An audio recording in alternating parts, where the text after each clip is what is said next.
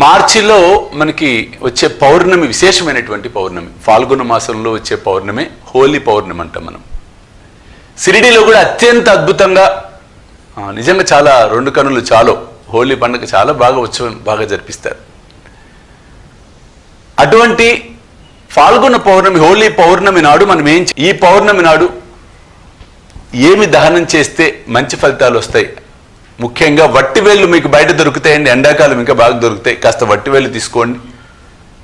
అలాగే మీకు వట్టివేరు కానీ తులసి ఎండు తులసి కానీ దర్భ కానీ ఆ హోమప చక్కగా చేతిలో తీసుకొని ఓం రిం ఐం త్రిం శ్రీ సాయి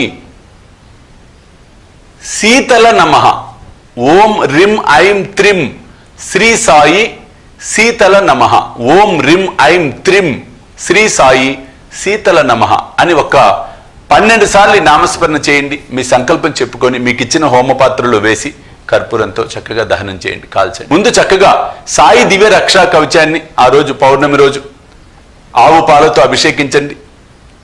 అలాగే కుంకుమ పసుపు ఈ నీటితో, అలాగే రోజు వాటర్లో వేప ఆకులు వేసి ఆ వేప నీటితో, తులసి ఆకులు వేసి తులసి నీటితో చక్కగా అభిషేకించండి.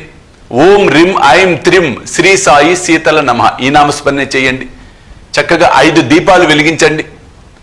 దీపారాధన చేసిన తర్వాత ఈ నామాన్ని 108 సార్లు చెప్పుకున్న తర్వాత మీకు ఇచ్చిన హోమపాత్ర ఏది రక్షా కవచము హోమపాత్ర 2 కనుక తీసుకొని ఉంటే రక్షా కవచ యంత్రానికి అభిషేక కార్యక్రమం పూజ అయిపోయిన తర్వాత అప్పుడు హోమపాత్రలో ఉన్నటువంటి ఈ మీకు చెప్పినటువంటి ఎండు తులసి కానీ ఈ పౌర్ణమి ఇలా చేయండి. ఎండు తులసి కానీ వట్టివేరు కానీ దర్భ కానీ చక్కగా సంకల్పం చెప్పుకొని హోమపాత్రలో కాల్చండి. అనంతరం అయిపోయిన తర్వాత యథేచ్ఛగా అంటే మీకు వెసులుబాటు ఉన్నట్లుగా నివేదన ఏదైనా సరే నైవేద్యం పెట్టి మీరు స్వీకరించండి. ఈ ఫాల్గుణ పౌర్ణమి హోలీ పండుగ నాడు నిజంగా అత్యంత అద్భుతంగా మనం సాయి సచ్చరిత్రలో కథ ఉంది.